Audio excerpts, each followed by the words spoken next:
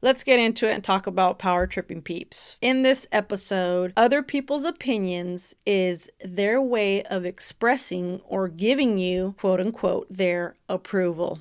Okay. Everybody that attends with you to go say yes to the dress, right? The dress shopping process. Obviously, everybody's going to have their own style, which is going to influence their own opinion of what they like to see you in as far as the dress style itself. Now, when it comes to the alterations, when you bring your people into our studio, I always say it's best to have one person because you really don't need more than one. That's on you, of course, if you want to bring your people to support you or just to be there, or that's a meeting place because they couldn't make it to the dress shopping experience. Like, we get all that and that's okay. But the dress fitting process, there's lots of things along the way of how we do our process, for example, of like pinning and marking and measuring. Every pin represents a point in time that you have to approve. So we pin this, we show it to you, you approve. It's like we pin a little more, we show it to you, you approve, and so on and so forth. If there's something that you don't like or whatever, we can change it, but then it is a back and forth process. It's a lot easier if you take your people to go say yes to the dress with you or celebrate at a different time. You could even just show your girls your dress at your home before you go out for like a brunch or something. You don't have to necessarily try it on, or you could, whatever. All I'm saying is when you get to the tailor shop, because it's at the very end of your wedding dress alterations journey, that's when things can get very critical. There's lots of opinions that can get put into the mix of that. It can sometimes already be confusing between the seamstress and the bride, no pun intended. It's like if the communication's not clear,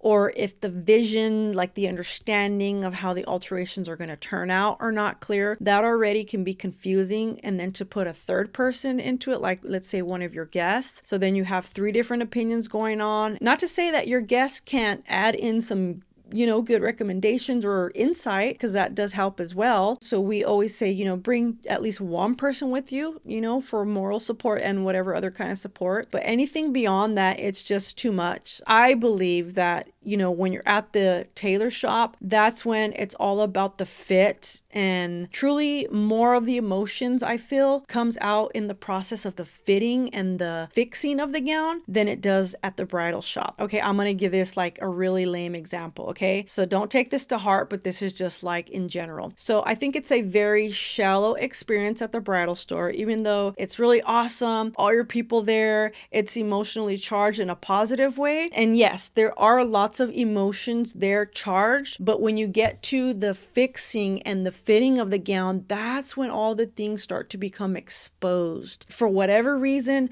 that intimate process in itself exposes the bride's vulnerabilities, because, well, I'm just going to throw it out there. She could have a baby bump and nobody in the family knows about it except her and her fiance, right? So these are things as a seamstress that we have to work around. We have to be able to make adjustments on those things, not only the dress itself, but we have to work with the bride, her emotions, and the covering up. The hardest thing for us to do, which we've had to do not only once, not only twice, but a few, if not multiple times, is that, we have to keep that on the down low about the baby bump. Like if she brings her mom or other people to the fitting, to the alterations process, then it's like, we got to remember, okay, don't let out this one big bump of a secret, right? And at the same time, it's like we have to find ways to meticulously deliver the message to the bride in front of everybody. Oh, I'm going to fit it this way because of something, or we're going to prepare for the dress to fit like this down the road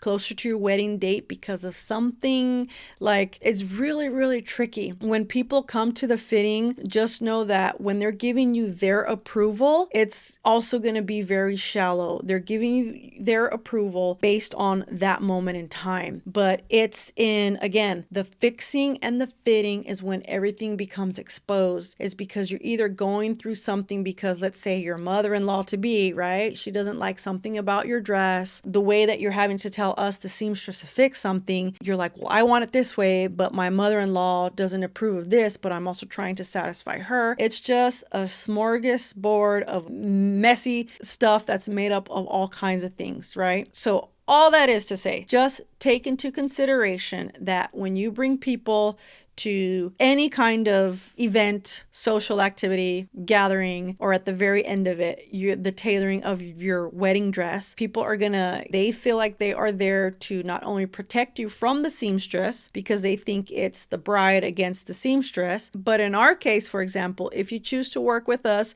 it's always a collaboration of the seamstress and the bride, pun intended. And we will for sure give you our approval all along the way.